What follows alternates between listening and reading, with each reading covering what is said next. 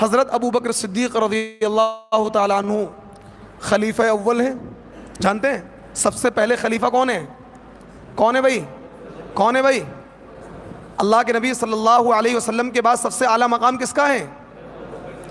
اللہ کے نبی کے بعد نمازیں کس نے پڑھائیں؟ اللہ کے نبی کے بعد مسلمانوں کے امیر کون بنے؟ اللہ کے نبی کے بعد مسلمانوں کے خلیفہ کون بنے؟ ہاں نہیں، حضرت ابو بکر خلیفہ حضرت ابو بکر بنے۔ حضرت ابو بکر کے 2.25 سال کے بعد، کیونکہ حضرت ابو بکر 2.25 سال ہے، پھر انتقال ہو گیا، پھر عمر بنے ہیں حضرت عمر۔ تو حضرت ابو بکر صدیق کی خلافت کا زمانہ ہے، اور آپ دیکھیے حکومت حضرت ابو بکر صدیق رضی اللہ تعالیٰ عنہ نے اپنے وہاں انتظام یہ کیا تھا، معاشرے کے جو کمزور لوگ تھے، بھائی کسی کی آنکھ نہیں ہے، کسی کا ہاتھ، کوئی ہینڈی کیپڈ ہے، کوئی سینئر سٹیزن ہے، یعنی عمر زیادہ ہو چکی ہے، اپنے کام خود نہیں کر سکتا ہے، اور ان کے وہاں کوئی بندہ ان کی خدمت کرنے والا بھی نہیں ہے، اولڈ ایج ہوم نہیں بنائے انہوں نے انتظام کیا کہ پہلے سروے کیا بھائی مدینے کے اندر فار ایگزامپل 100 لوگ ایسے ہیں جن کو خدمت کی ضرورت ہے، کسی کا ہاتھ کٹا ہوا ہے یا کسی کا پیر ٹوٹا ہوا ہے، کوئی عمر رسیدہ ہو چکا ہے، کسی کی آنکھ نہیں ہے، کوئی بوڑھا زیادہ ہو چکا ہے، تو ان 100 لوگوں کی لسٹ تیار کری، پہلے کیا کیا؟ لسٹ تیار کری، پھر 100 ایسے لوگ تلاش کیے کہ جو ایک بندے کی خدمت اپنے ذمہ لے لے کہ ہاں بھائی یہ بندہ ہے، مثال فار ایگزامپل نام بتا رہا ہوں، یہ کوئی کنفرم نہیں، میں ایک نام بتا رہا ہوں، بھائی جمیل ہے، جمیل کی خدمت انور کرے گا، نام لکھو، یہ جمیل ہے، یہ معذور ہے، اس کی خدمت کون کرے؟ انور کرے گا۔ اب یہ انور کی ذمہ داری یہ تھی کہ جاتا اور اس کے کیا ہے پانی، کیونکہ پانی اس دور کا بڑا اہم مسئلہ تھا، برتن لے کر جاتا، کنویں سے چشمے سے پانی بھر کر لاتا، گھر کے برتن وغیرہ دھو دیتا، اور کیا صفائی کر دیتا۔ یہ صحابہ نے انتظام کر رکھا تھا اپنے معاشرے کے کمزور لوگوں کی خدمت کا، کیا نظام تھا، یعنی جو معاشرے میں کمزور لوگ تھے، جو اپنی خدمت خود نہیں کر سکتے، اپنے برتن خود نہیں دھو سکتے، اپنا پانی خود نہیں بھر سکتے، معذور ہیں، عمر رسیدہ ہیں، بیڈ ریسٹ پر ہیں، چارپائی پر ہیں۔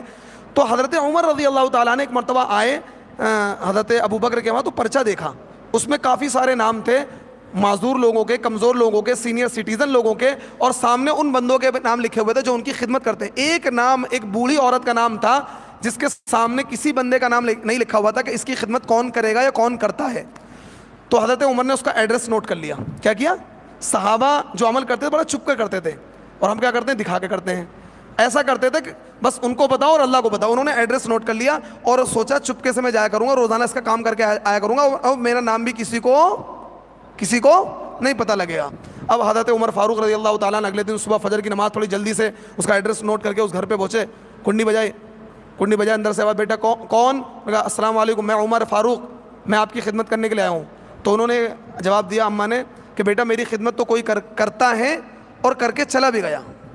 کون ہے اماں؟ کہ مجھے نہیں پتا، اس کا نام مجھے نہیں پتا، شکل موٹا پتلا دبلا جوان بوڑھا، کہ مجھے نہیں پتا، کیونکہ وہ بندہ آواز دیتا ہے اماں پردہ کر لو، وہ میں پردہ کر لیتی ہوں، وہ آتا ہے میری جھاڑو لگا دیتا ہے، برتن دھو دیتا ہے، پانی لا کر رکھ دیتا ہے، پھر کہتا اماں کام ہو گیا، آپ گیٹ بند کر لو، میں جا رہا ہوں۔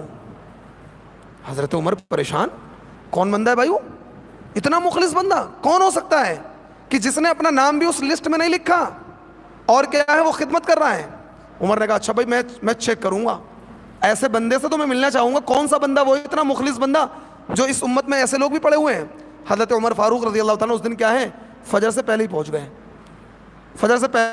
گئے، اور پہنچنے کے بعد کنڈی بجائی، کنڈی نوک کری، کنڈی بجائی، اندر سے آواز ہے کون؟ عمر فاروق، کہ میں خدمت کرنے کے لیے آیا ہوں اماں، کہ وہ بندہ جو خدمت کرنے آتا ہے وہ تو خدمت کر کے چلا بھی گیا۔ عجیب معاملہ ہے۔ اماں کیسا ہے؟ کچھ پتا؟ مجھے کچھ پتا نہیں، نام کا بھی پتا نہیں، موٹا ہے پتلا ہے دبلا ہے جوان ہے بوڑھا، کچھ نہیں پتا۔ خیر کہنے لگا آج پوری رات کہیں راستے میں گزاروں گا۔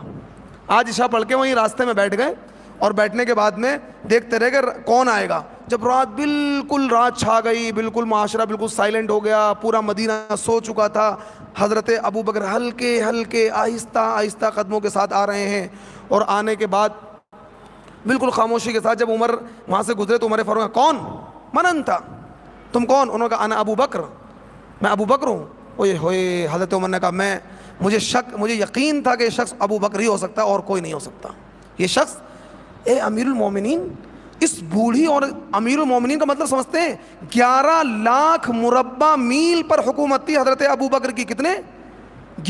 11 لاکھ مربع میل، یعنی پاکستان جیسے 4 ملک بن جائیں گے۔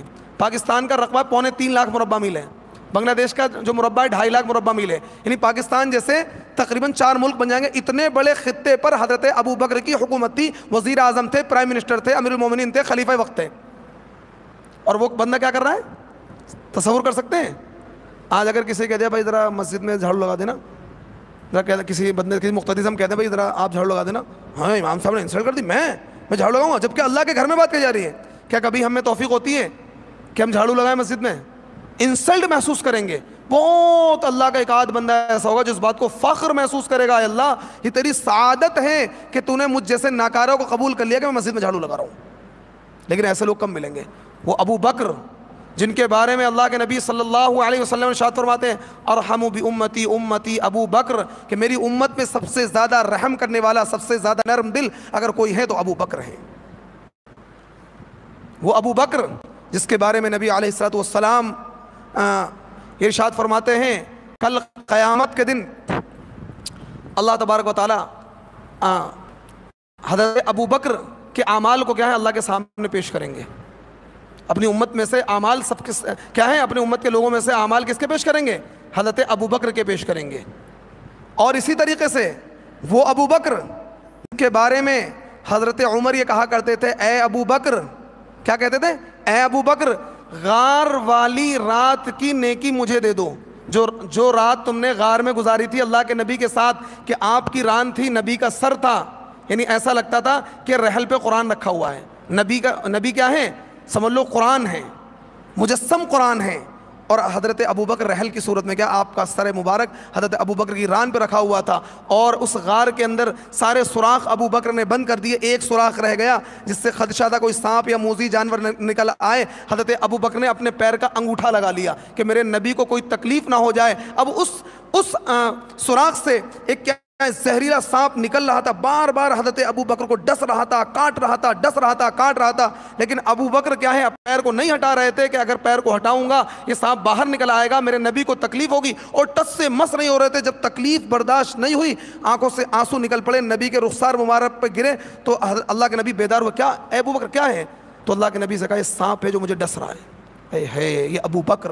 اسی وجہ سے اللہ کے نبی نے پھر لعاب دہن لگایا، اور آپ کے سانپ کا کیا ہے کاٹے ہوئے کا اثر بالکل ختم ہو گیا۔ نبی کے تھوک میں بھی شفا ہے۔ اللہ کے نبی نے اپنا کیا تھوک حضرت ابو بکر کے وہاں پر لگا دیا، اور کیا سانپ کے کاٹے کا زہر ختم ہو گیا۔ تو ابو بکر کیا کہتے تھے؟ اے ابو بکر وہ غار والی رات کی جو نیکیاں ہیں مجھے دے دو، اور تم عمر کی پوری زندگیوں کی نیکیاں لے لو، پھر بھی یہ سودا کا ہوگا۔ کیا ہوگا؟ یہ سودا میرے لیے کیا ہوگا؟ نفع کا۔ تم غار والی جو رات میں جو تم نے نیکی کمائی ہے نبی کی خدمت کر کے، وہ نیکی تم مجھے دے دو، میری پوری زندگی کی جتنی بھی عبادتیں سب تم لے لو۔ جبکہ عمر کا مقام یہ ہے کہ اللہ کے نبی کہتے ہیں لو کان بعدی نبی لکان عمر، کہ اگر میرے بعد کوئی نبی ہوتا تو عمر ہوتے، لیکن عمر کیا کہہ رہے ہیں ابو بکر سے کہ غار والی رات کی نیکی مجھے دے دو اور میری پوری زندگی کی نیکی تم لے لو، پھر بھی میں کیا یہ سودا کیا ہوگا؟ ٹوٹے کا نہیں ہوگا، نفع کا ہوگا۔ بات سمجھ آ رہی ہے؟ ٹوٹا تو سمجھتے ہوں گے، گھاٹا تھوڑی دیہاتی اس لیے بول دیتا ہوں تاکہ آپ لوگوں کو سمجھ میں آ جائے۔ تو بات سمجھ آ رہی ہے؟ تو حضرت ابو بکر صدیق رضی اللہ تعالیٰ عنہ کو حضرت عمر نے دیکھا، اے امیر المومنین آپ خدمت کرتے ہیں، آپ نے اپنا نام بھی ظاہر نہیں کیا، اور پھر یوں دیکھا حضرت ابو بکر کے پیروں میں جوتے نہیں ہیں۔ اے امیر المومنین آپ ننگے پیر آتے ہیں؟ کیا آپ کے پاس جوتے نہیں ہیں، چپل نہیں ہیں؟ تو حضرت ابو بکر نے کہا کہ میرے پاس جوتے تو ہیں، لیکن رات کا سمے ہوتا ہے، لوگ سو رہے ہوتے ہیں، خواتین، عورتیں، بچے۔ آپ نے دیکھا ہو کبھی آپ رات میں جنگل وغیرہ میں جانا، آپ کے جوتوں کی آواز بھی اتنی تیز چٹ چٹ چٹ نکلتی ہے کہ آپ کو بڑی تیز محسوس ہوگی۔ تو وہ دور وہاں شور شرابہ تو تھا نہیں، بی سائلنٹ، بالکل سائلنٹ رہتے تھے۔ تو حضرت ابو بکر ننگے پیر جاتے تھے تاکہ میرے قدموں کی آہٹ سے کبھی کسی کی نیند نہ کھل جائے، کسی کی نیند میں خلل نہ آ جائے۔ یہ ہیں ابو بکر، یہ ہیں صحابہ جو اپنے معاشرے کے معذور لوگوں کی اس طریقے سے خدمت کرتے ہیں، اس طریقے سے لوگوں کا دل خوش کرتے ہیں۔ اور آج ہم کیا کرتے ہیں؟ اپنے ہاتھ سے اپنے کمزور بھائیوں کو کیا تکلیف پہنچاتے ہیں، اور اپنی زبان سے تو سب کو ہی تکلیف پہنچاتے ہیں۔ تو اس لیے اگر آپ مسلمان بننا چاہتے ہیں اور آپ یہ چاہتے ہیں کہ مسلمان کی جو ڈیفینیشن، جو تعریف اللہ کے نبی نے بتائی ہے وہ آپ کے اوپر فٹ ہو، تو آج سے اس حدیث پر عمل کریں کہ انشاءاللہ ثم انشاءاللہ نہ تو ہم اپنی زبان سے کسی کو نقصان پہنچائیں گے اور نہ اپنے ہاتھ سے کسی کو نقصان پہنچائیں گے۔